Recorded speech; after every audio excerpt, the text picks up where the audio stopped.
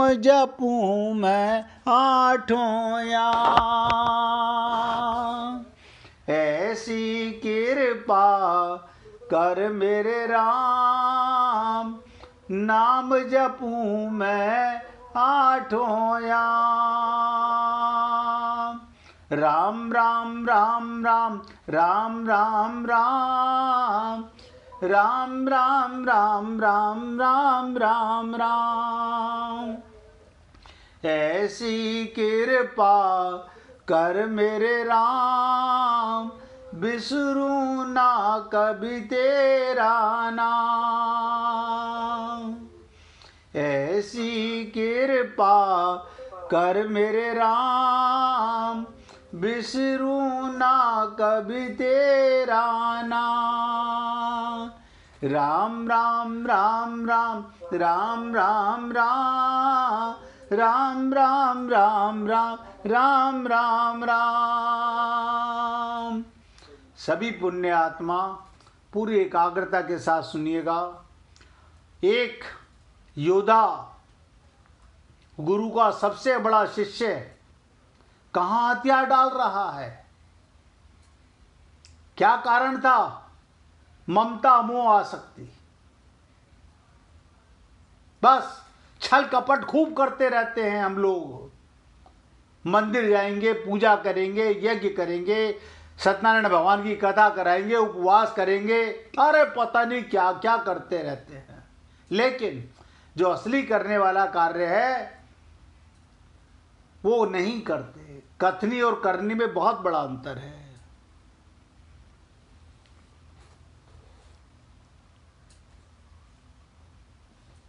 तो क्या कहा था? हे गोविंद, हम लोगों को राज्य से क्या लाभ, भोगों से क्या लाभ, अथवा जीने से क्या लाभ?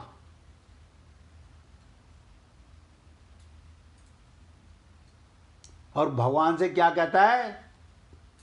मान लें कि युद्ध में हमारी विजय हो जाए। ध्यान दीजिएगा, क्या कहता है? मान लें युद्ध में हमारी विजय हो जाए, तो विजय होने से पूरी पृथ्वी का हमारा राज्य हो जाएगा, अधिकार हो जाएगा। पृथ्वी का राज्य मिलने से हमें अनेक प्रकार के सुख मिलेंगे, परंतु इसमें से मैं कुछ भी नहीं चाहता। अर्थात मेरे मन में विजय, राज्य और सुखों की कामना ही नहीं है। मेरे मन में ये कामना ही नहीं है।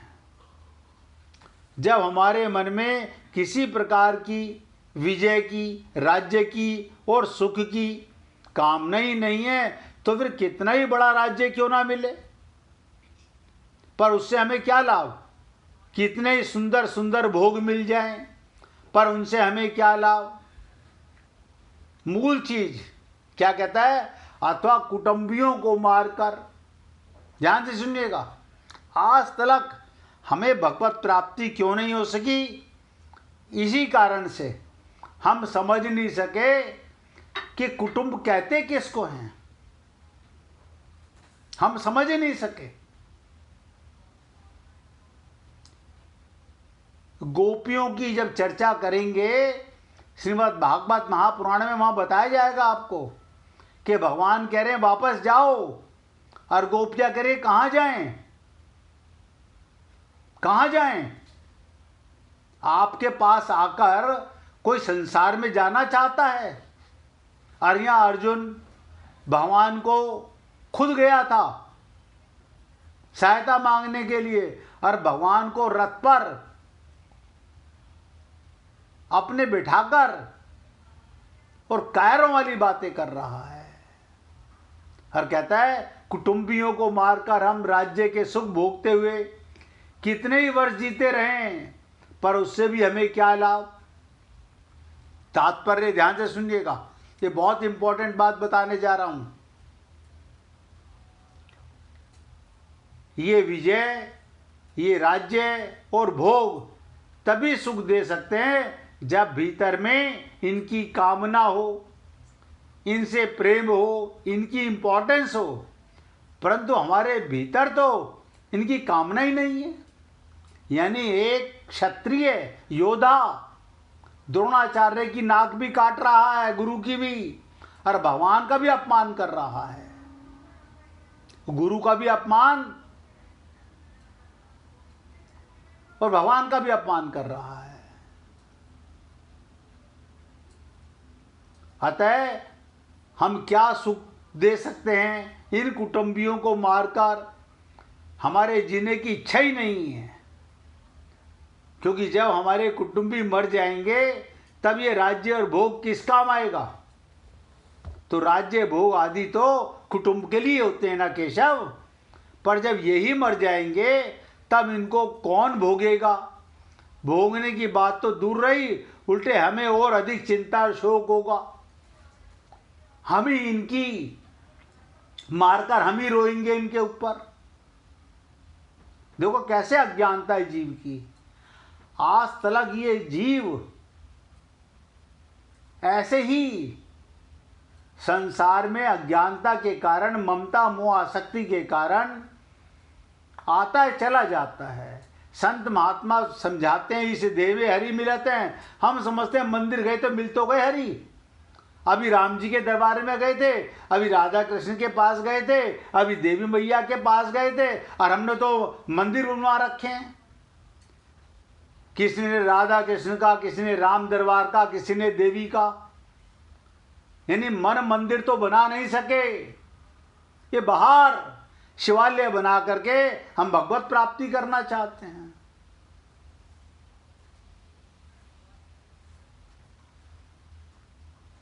कैसी अज्ञानता में जीव फंसा हुआ है। ऐसे ही प्रत्येक अज्ञानी जीव, ध्यान दीजिएगा आप और हम लोग, ऐसे ही प्रत्येक अज्ञानी जीव अपने आप को समझाता रहता है। पहले हमारे लिए ये काम जरूरी है, पहले हमारे लिए ये काम जरूरी है। यानी जो काम जरूरी है वो काम तुम भगवान के निमित्त कर रहे हो तो 100% जरूरी है। मैं भी कहता हूं, अगर वो कार्य परिवार की सेवा, माता पिता की सेवा, समाज की सेवा अगर भगवान के निमित्त कर रहे हो तो वो 100% जरूरी है, उसी से भगवत प्राप्ति हो जाएगी। लेकिन ऐसा नहीं होता। हमारा क्या हाल होता है? अंधा बाटे रेवड़ी, फिर अपने को दे। आज तक यही होता आ रहा है।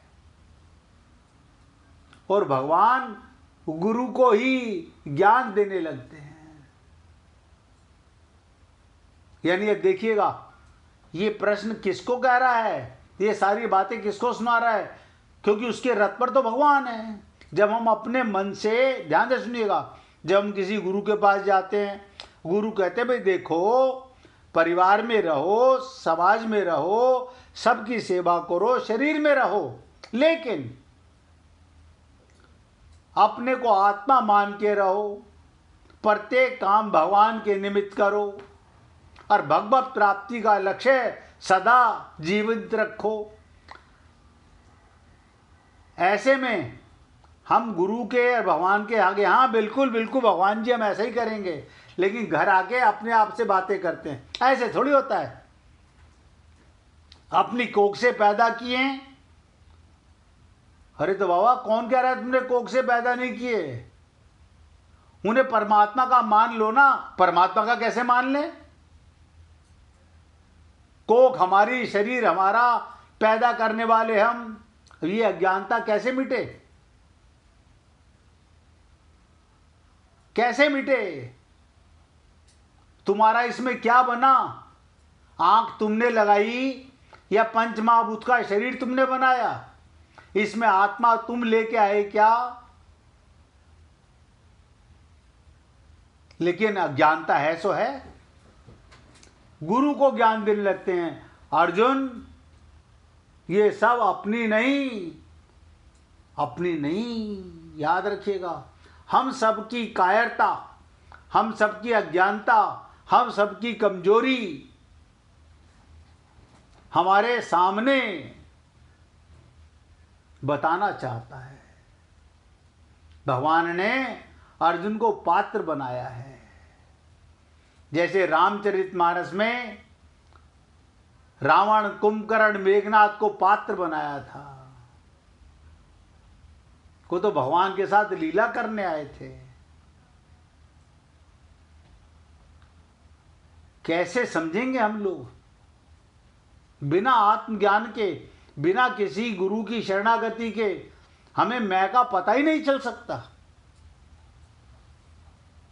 अपने आप से लाखों बार पुस्तकें बाँचते रहो, पढ़ने वाली आपकी बुद्धि तो है। हमारे गुरुदेव कहते थे गधे की अकल से समझो, अकल मत लगाओ। लेकिन हमारी तो आदत है हर जगह अकल लगा करके क्या सही है क्या गलत है, क्या छोड़ें क्या पकड़ें। अर्जुन विजय आदि क्यों नहीं चाहते? बताइए, अर्जुन विजय क्यों नहीं चाहता? अब ये अगले श्लोक में भगवान को और ज्ञान देगा। अभी तो शुरुआत हुई है। अभी तो आप देखिए हमारे हजारों रोगों की चर्चा हमारे सामने आएगी। अरे ये अर्जुन में नहीं है कायरता, वो हमारी कायरता का बखान कर रहा है। कहता है, हे केशव, जिनके लिए हमारी राज्य भोग और सुख की इच्छा है, जिनके लिए हमारी राज्य की इच्छा, भोग की और सुख की इच्छा है, वही ये सब अपने प्राणों की और धन की आशा का त्याग करके युद्ध में खड़े हुए हैं। इन्हीं परिवार वालों के लिए तो चाह रहा हूं, मेरे बेटे हैं, मेरे भाइयों के बेटे हैं, पोते हैं, पड़पोते हैं, ये सब कौन है? ये पिता के तुल्य हैं, दादा तुल्य हैं, ससुर हैं, मामा हैं, साले हैं, ये सब कौन है? जिनके लिए हमारी राज्य भोग और सुख की इच्छा है, वही सब अपने प्राणों की और धन की आशा का त्याग करके युद्ध में खड़े हैं। फिर भी हमारे कान पर जूं नहीं रेंगती। अब 33वें श्लोक में क्या कह रहे हैं? केशव, हम राज्य सुख भोग आदि जो कुछ चाहते हैं, ध्यान दीजिएगा, हम राज्य का सुख, शरीर का सुख, भोग आदि जो कुछ चाहते हैं, उनको अपने व्यक्तिगत सुख के लिए नहीं चाहते। इन कुटुंबियों के लिए, इन प्रेमियों के लिए, इन मित्रों आदियों के लिए तो चाहते हैं। अगर किसी गांव में अकेला व्यक्ति रह जाए, वो क्या सुख भोगेगा? और क्या कह रहे हैं? आचार्यों को, पिताओं को, दादाओं को, पुत्रों को सुख आराम पहुंचाने, इनकी सेवा हो जाए, ये प्रसन्न रहें, इसके लिए ही तो हमें युद्ध करके राज्य लेना चाहते हैं ना।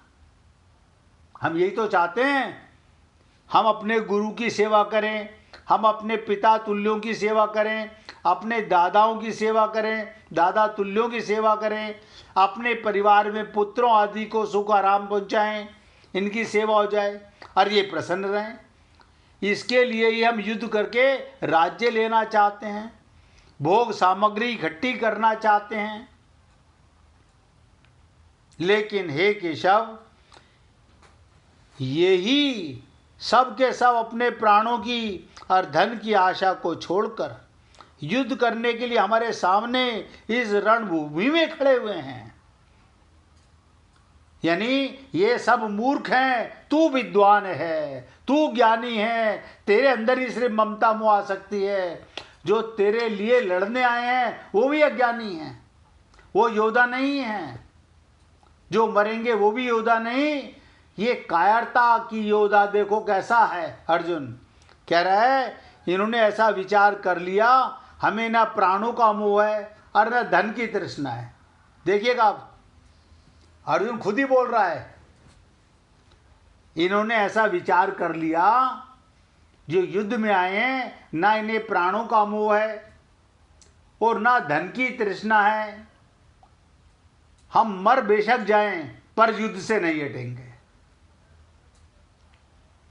अब आप सोचिए, एक कायर व्यक्ति, एक लोभी व्यक्ति, एक अज्ञानी व्यक्ति अगर ये शब्द बोले कि मेरे पक्ष में लड़ने वालों को प्राणों का मोह नहीं, धन की तृष्णा नहीं, मर बेशक जाएं, युद्ध से नहीं हटेंगे, अगर ये सब मर ही जाएंगे, हे नारायण, तो फिर हमें राज्य किसके लिए चाहिए?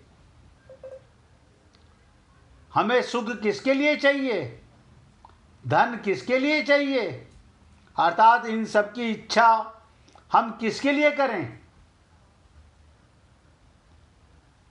आप सोचो, यही सारी बातें जब हम संत महात्माओं के पास जाते हैं तो हमारे को ऐसा लगता है पता नहीं इनको हमारे से क्या नाराजगी है, ये हमारे से, अरे बाबा तुम्हारे से नाराजगी नहीं, तुम्हारे परिवार से नाराजगी नहीं होती किसी संत को, वो तो सिर्फ तुमको सही राह पर लाना चाहते हैं, शरीर में ही रहो।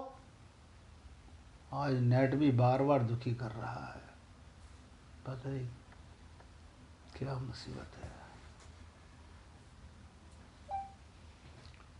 तो कोई भी संत महात्मा आपको गलत राह नहीं दिखाएगा, कभी नहीं दिखाएगा, लेकिन हमें ऐसा लगता है, हम तो समझ रहे थे यही, हमें तो वो तथाकथित पंडित बहुत अच्छे लगते हैं जो मंदिर में जाओ, आप नगद नारायण उनके हाथ में रखो, वो आपको तिलक लगाएं, आपको माला पहनाएं, आपको चरणामृत दें और बोले सेठ जी रोज आया करो। यानी ठगों से हम बहुत प्रसन्न रहते हैं, बहुत प्रसन्न रहते हैं। देखिए, और ये सब बातें मैं आपको ये इसलिए बता रहा हूं, जब हम अपने मन ही मन में संत महात्माओं की बातों को अपने आप से बातें करते हैं, तो किससे बातें करते हैं? उसमें और कोई नहीं होता, क्योंकि हम संत के आगे झूठ तो बुलाते हैं, नहीं नहीं गुरुजी हम कल से पक्का आपके पास आ रहे हैं, हम कल से 100% भगवत प्राप्ति का निर्णय ले रहे हैं, लेकिन घर जाकर अपने मन के गुलाम होकर, अपने को शरीर मानकर हम अपने आप से बातें करते हैं। अपने आप से का मतलब अंदर भगवान बैठा हुआ है और तो कोई है नहीं। यहाँ अर्जुन भी, अर्जुन के रथ पर और हमारे शरीर में, हमारे रथ पर कौन है? भगवान।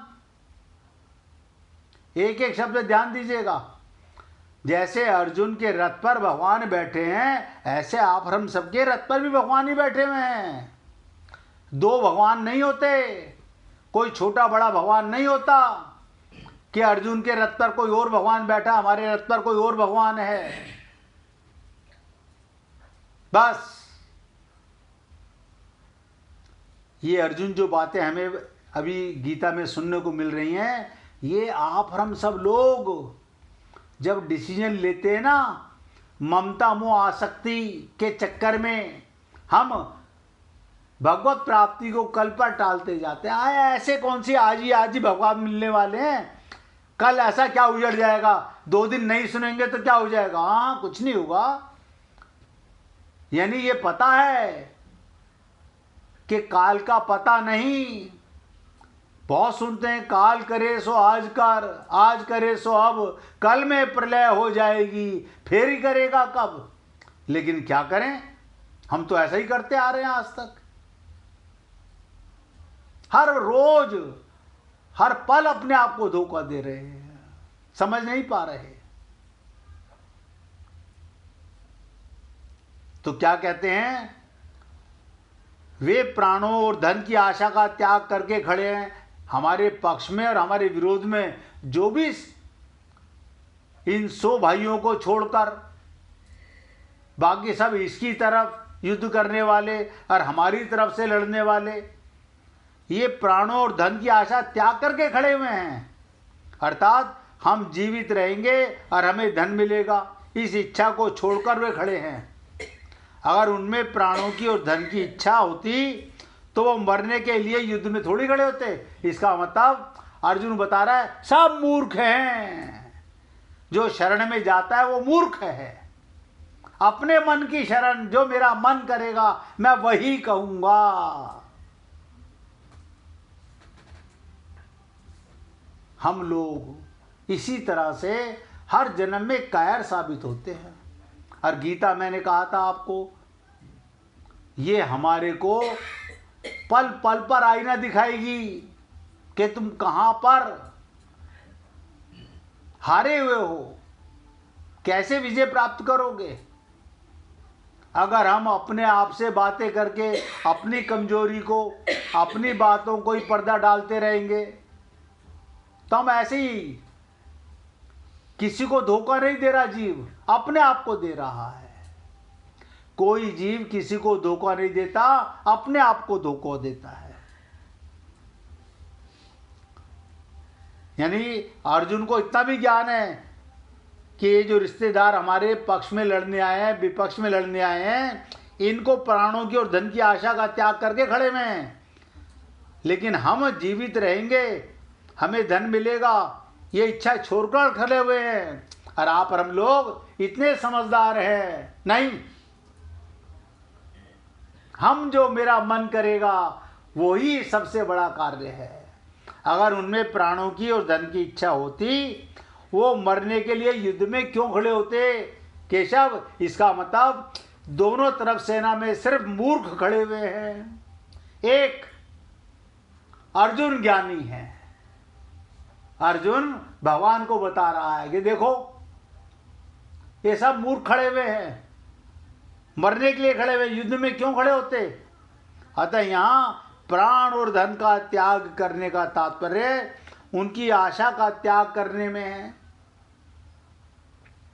हम तो आज तक यही बात सुनते आए हैं कि आशा एक राम जी से दूजी आशा तोड़ दे, लेकिन तोड़ नहीं पाते।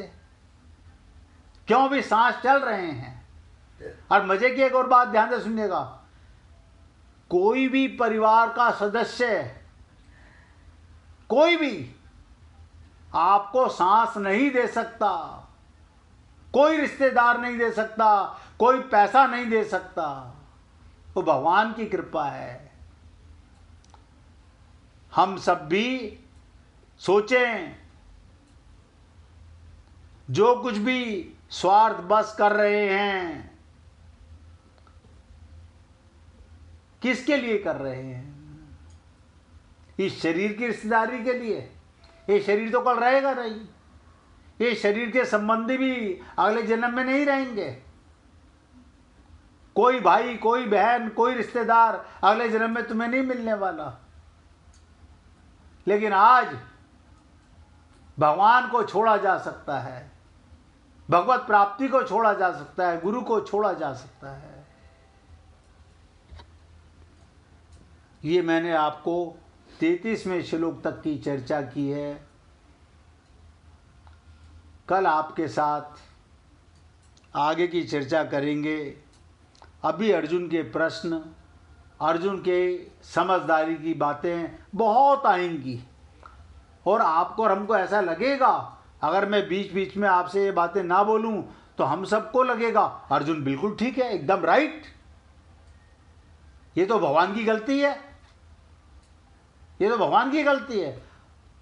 इस समय एक आदमी अर्जुन की कायरता को देखकर बहुत खुश हो रहा है, उसका नाम है धृतराष्ट्र।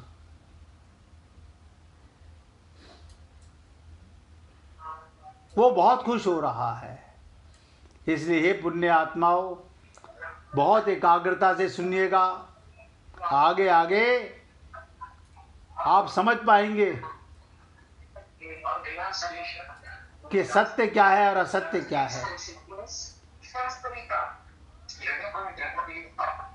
भैया किसने अपना मोबाइल, ये पता नहीं किसने खोल लिया है।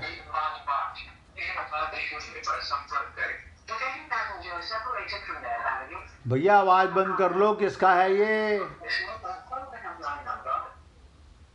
तो हे पुण्य आत्माओं, मैं तो आपका सेवक आपसे निवेदन कर रहा हूँ, जीवन बहुत छोटा है, पल का पता नहीं है, कल का तो छोड़ ही दो, एक पल का पता नहीं है। हम आत्मा है, परमात्मा के अंश हैं और भगवत प्राप्ति कर रहे हैं। हम लोगों का इस शरीर में आने का लक्ष्य होना चाहिए, सबकी सेवा और अपने लक्ष्य की प्राप्ति। आज यहाँ शब्दों को विराम देकर भगवान का कीर्तन करेंगे, बाकी की चर्चा कल करेंगे। आप भजन सुनाना चाहती हैं? सुनाइए सुनाइए सुनाइए, अच्छी बात है, हमें खुशी है। आपके बहुत दिनों से भजन सुना भी नहीं है। मिसेज मेहरा से भजन सुनिए। प्रभु जी तुम हमारे हो, तुम हमारे भी रहोगे। ओ हम तुम्हारे प्रभु जी, हम तुम्हारे, हम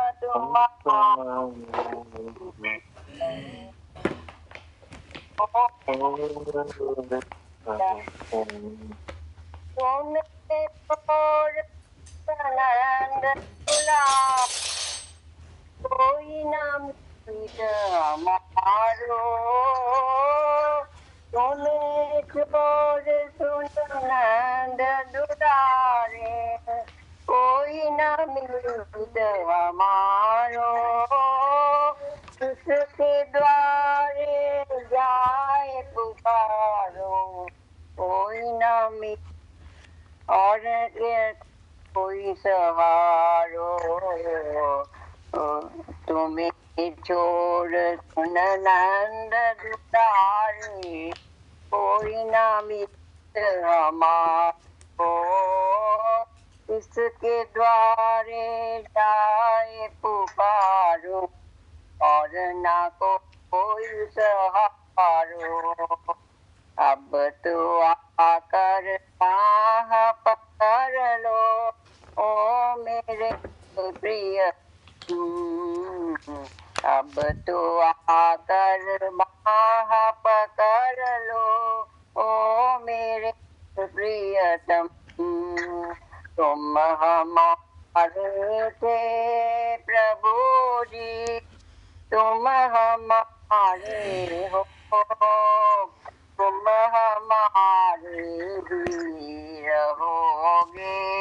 ओ मेरे प्रियतम, हम तुम्हारे प्रभु जी, हम तुम्हारे हैं, हम तुम्हारे भी रहेंगे।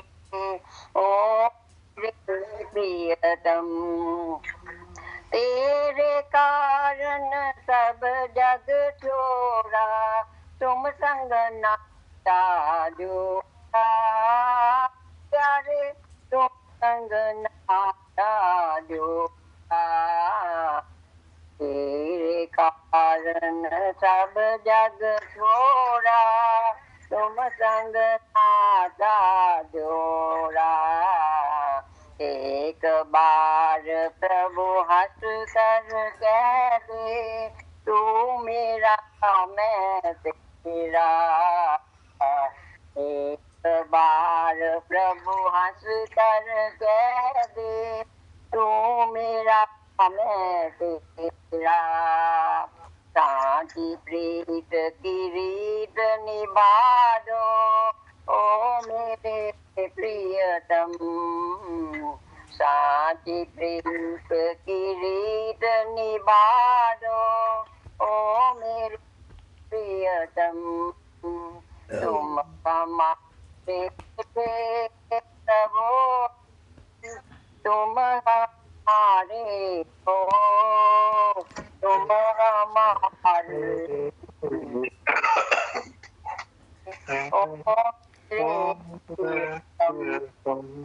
हम तुम्हारे प्रभु, हम तुम्हारे, हम तुम्हारे ही रहेंगे हो मेरे प्रियतम। दास की विनती सुन लीजो, ओ मेरे राज दुलारे। दास की बिनती सुन लीजो।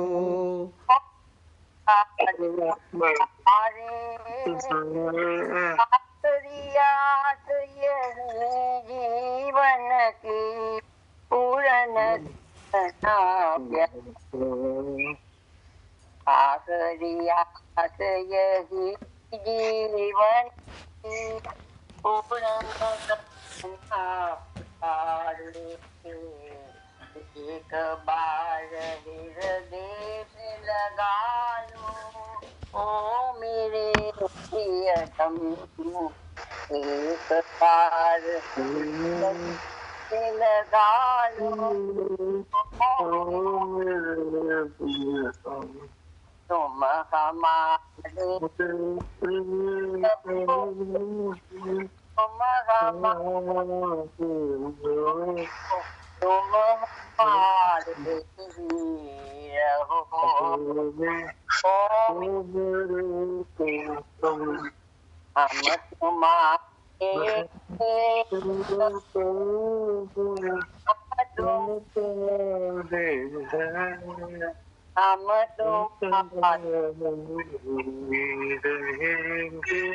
ओ मेरे प्रियतम। प्रियतम, ओ मेरे प्रियतम।